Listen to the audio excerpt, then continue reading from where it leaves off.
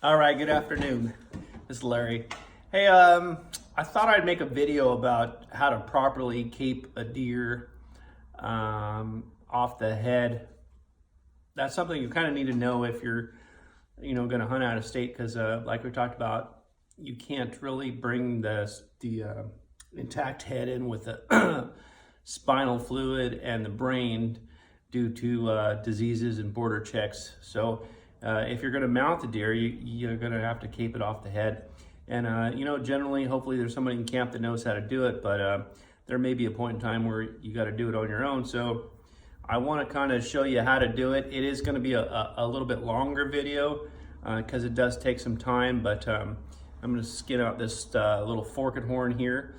Try to get good camera angles so you could see what I'm doing, and see if we can knock it out real quick and give you some tips along the way. All right, so I prefer to use a little 3-blade old timer.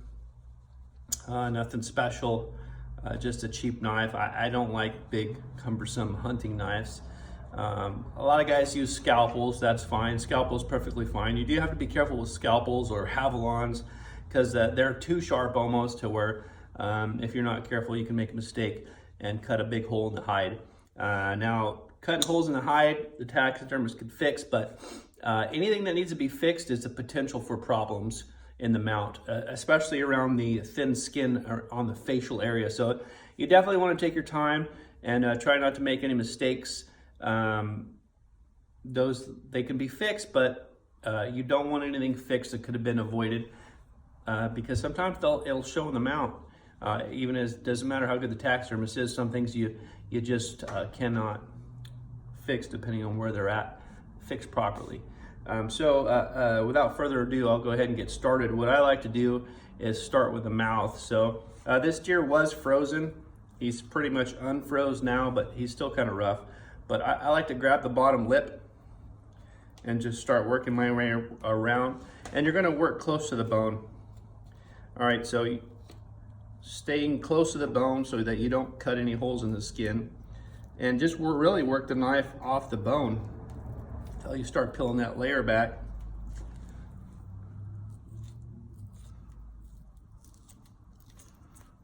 And then you can pull some of it down with your hand. Just start making an opening so you can start working it. I gotta remember to try to keep you in the frame here, but just work it all the way down that way. Let me see if I can adjust this some. Okay, so again, I'm just working that lower lip all the way around, keeping it close to the bone. That's pretty good. All right, I'll go ahead and move to the top, and the top is kind of the same. You're working that gum line close to the bone until we get to the nasal passage.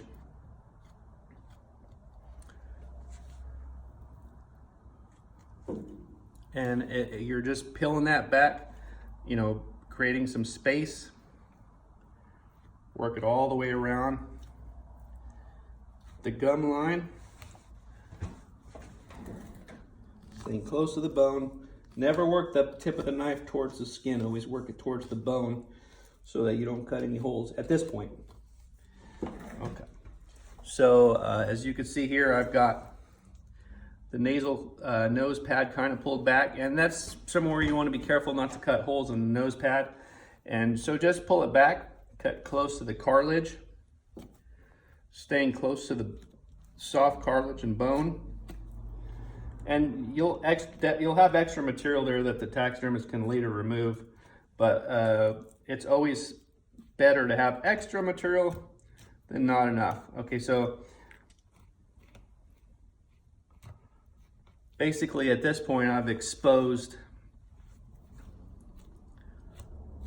the nasal passage. I've removed the skin all the way around, and I'm gonna keep working this lip line back.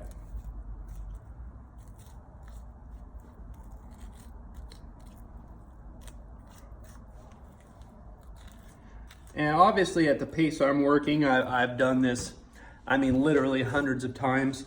So doesn't necessarily mean that you need to work at this pace.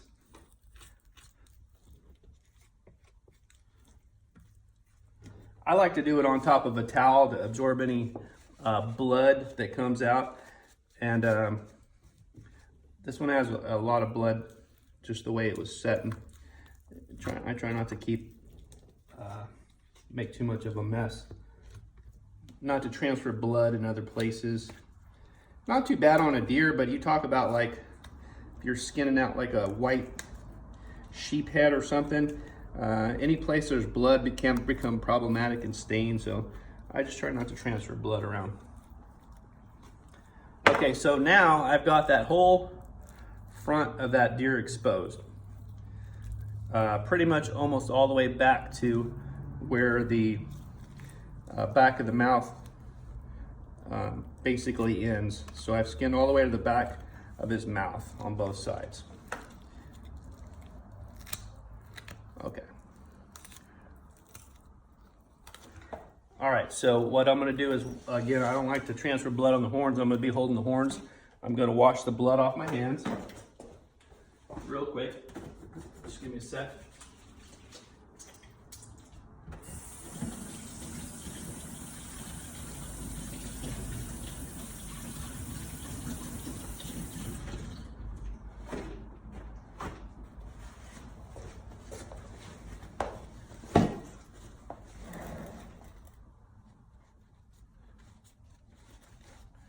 All right, so moving on to the back of the cape. This is the back of the head. And a lot where guys make mistakes, and I don't like the way that some people do it. They do, a lot of outfitters do it, and a lot of guys back east will do it. But they'll split that cape all the way down the back, okay? That just makes it convenient for the guy doing it. But it creates problems when you're going to mount this deer, because every area you have to stitch is a place that can be problematic. Stitches are fine. We do them all the time, but if you have a really thin-haired deer like our California deer, especially our early season archery deer, sometimes you can see that line because the hair can't cover it very good. So I always say the less I got to stitch, the better your mount's going to look. So don't overcut it. There's no reason why that cape needs to be split all the way back, okay? The guys that pulled this head off the deer did it right. They got the meat all the way to that last joint. I can feel that joint, and then they popped the head off. So it's perfect for now for me to remove the cape. But basically what I'm going to do is I'm going to make a triangular type of incision. I'm going to go from basically to where that back of that skull is. I'm going to go at an angle from here in a triangle flappy shape, and then here, okay? And then I'm going to make a little incision here. All right, so this incision here after the flap is only going to be probably about 2 or 3 inches, depending on just enough room to work. Maybe 3 or 4 inches. We'll see how it goes. But it is a small deer, so let's see. Let me get you a good angle here. All right, so here I'm going to push the knife into the horn burr, basically come underneath it, and just come up with it. All right, so that's enough there. And here into the horn burr, come underneath it, and I'm going to meet that other incision. So at this point now, what I've created is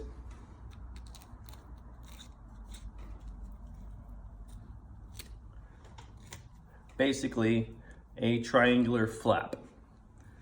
Okay? All right, so center line, you're going to want to center that line. I'm going to come and just, and you always cut with the knife up towards the hair. You never want to cut down because you don't want to split those hairs. If you split those hairs, they'll fall out. I'm not trying to cut hair. I want to cut the hide, okay? All right, so if you see that, I got a hole there. I have a flap here, and then I'm going to start working that around, So I like to pull this back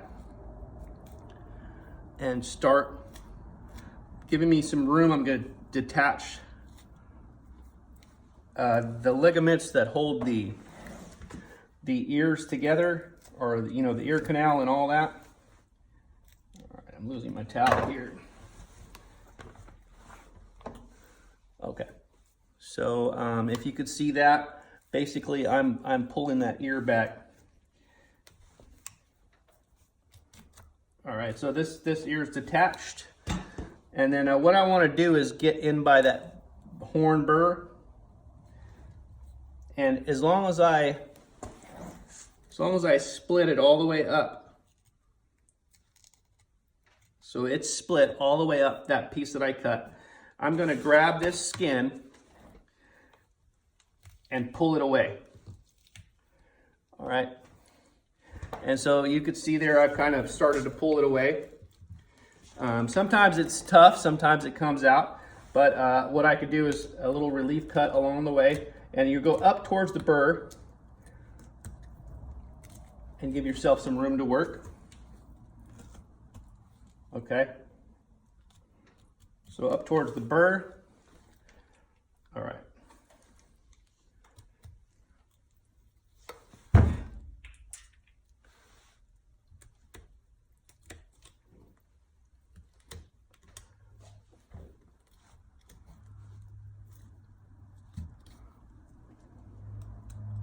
All right, what I'm going to do now is work the other side. So it'll give me some more room to work. So this ear is totally detached. I've got most of the skin removed around the horn burr, and I'm going to cut this other ear, detach it, and give me some room.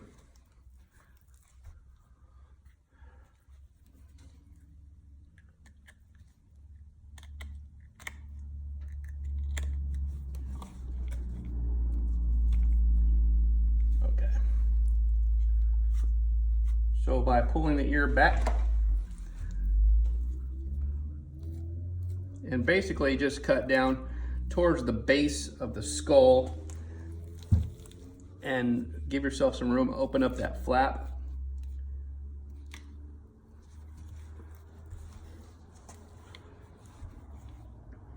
I'm gonna go ahead and relieve this top flap a little bit more. Give me some room here.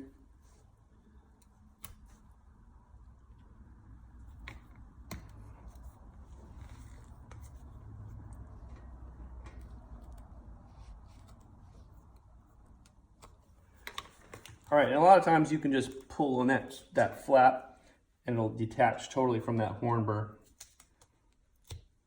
Okay, so this side's been relieved some.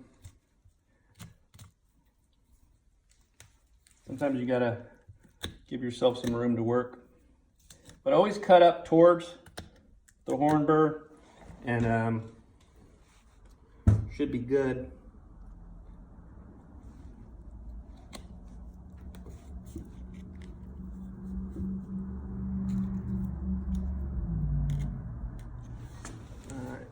It's so hard to try to get everything in the camera view, but so I like to grab this flap here and just work my knife upward.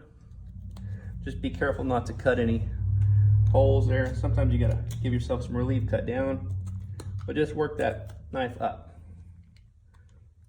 Okay, so now I've given myself some room, and I'll go back to detaching this ear.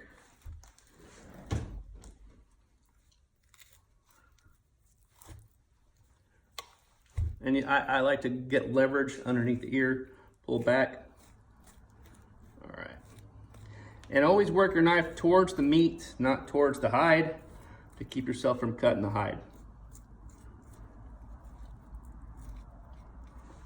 Okay. Okay, so now we've got the whole back of the head exposed. The horn burrs are undone, and I've got this flap here. I like to pull it back this way, kind of the horns make a natural stand and leverage. I'm going to put my hand under here, pull back, and just start working that skin off the skull on the bottom. Again, work the knife angle towards the meat and not the skin to avoid cutting any holes. And then we're getting there.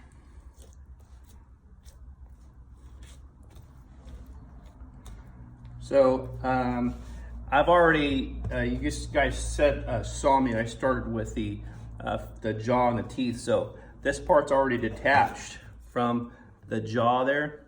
So I'm gonna put my finger into the lip line and just relieve that skin cut there.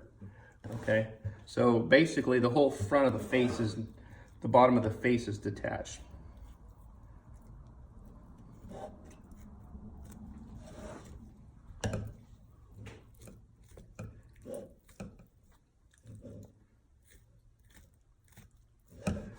Okay, so really the only thing holding this hide onto this deer now are the eye sockets, and that is a place where you need to take the most care, and it's a little tricky. If you cut off eyelashes or split the eye socket, that becomes very problematic in the mount. So this is where you want to take your time, and I'll try and explain it the best I can, but it comes with experience. But what I like to do is I'm going to stick my finger in the corner of this eye right here. I want to feel what I'm doing. And again, you don't want to do this with I definitely don't want to do this with a scalpel or a Havalon if you're not proficient in caping off a deer, because I want to feel what the knife's doing with my finger. My knife is fairly sharp, but it's not overly sharp. It doesn't need to be, okay? Not for this part of the process. So I stick my finger, I pull that flap down to give me some room. I might even do a little relief cut here. And you're just gonna work this knife around this orbital bone. And when you're gonna start to see that you're actually exposing the eyelid. So if you work this knife around this orbital bone, you'll start to see where the skin starts to get thin, and you can actually see where it's not the skin anymore, it's the eyelid. And if you can see, I've actually gone through right there, which is fine. So I'll show you on this side. So I'm going to take my finger again, stick it in there, pulling back and gently working this knife back and forth, watching what I'm doing, because I want to see exactly what I'm cutting. I need to know exactly what I'm cutting. All right, so make sure that you keep the eyelid, the inner and outer eyelid, everything obviously attached to the hide and not on the skull. So my fingers through, just take your time and work that knife back and forth. Now you can pull your finger to give you some pressure on the front side of that eyelid and expose exactly what you're doing, and just slight little relief cuts. All right, so that eyeball is actually detached. All right, I'll detach the other side, and then we'll move on to the end. All right, so again, put your finger in there to create pressure. Let's see here. I'm gonna do the same thing, relief cuts. It's so hard to try to get a good camera angle. Let's see, there we go. All right, so just slow cuts right around the orbital socket, and then you'll see that skin thin way out. That means you're past it, and you're actually working on basically the inner eyelid. Okay. You can see my finger right here poke through. It's real thin skin there. Just slowly work around, slowly pulling slightly, and slowly work around until you get to that very thin skin, and you actually see the eyeball. You can see where the eyeball gets dark. Slow cuts, pull around, watch what you're doing. Every cut matters, and then just work that area ever so slightly. Okay, so now really the only thing attaching this cape to this deer are the tear ducts. And you kind of have to be careful with those too. You can cut those. That's not really that big of a deal if you cut them at the bottom, because they're actually tucked into a relief slot that we cut for those tear lands. But everything else is detached. That's the only thing holding them. Sometimes on a smaller deer, you can basically just work it slowly and pull the tear duct out just like I did there. All right, basically this one just pulled right out.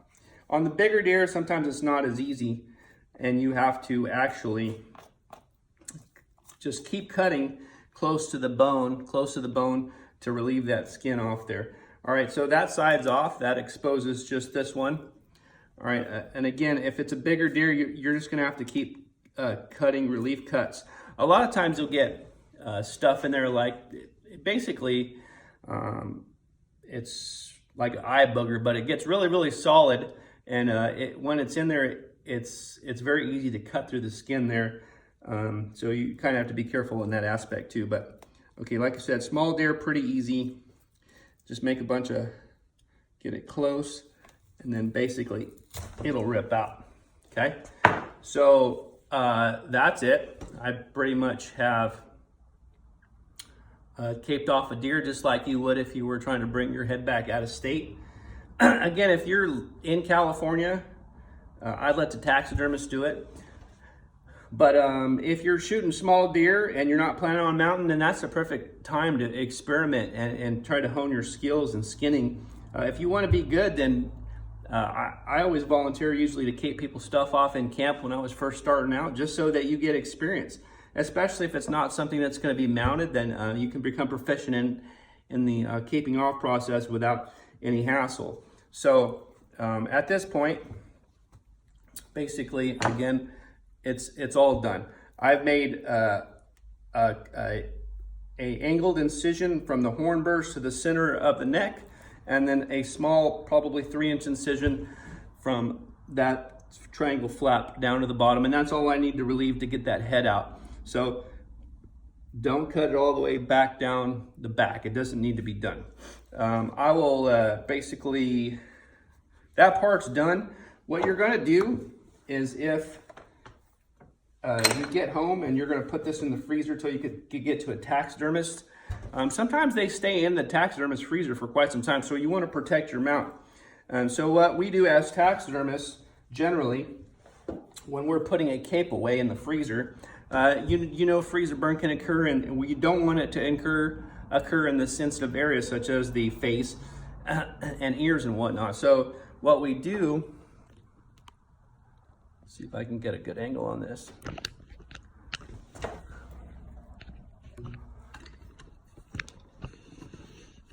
All right, so let's see back here.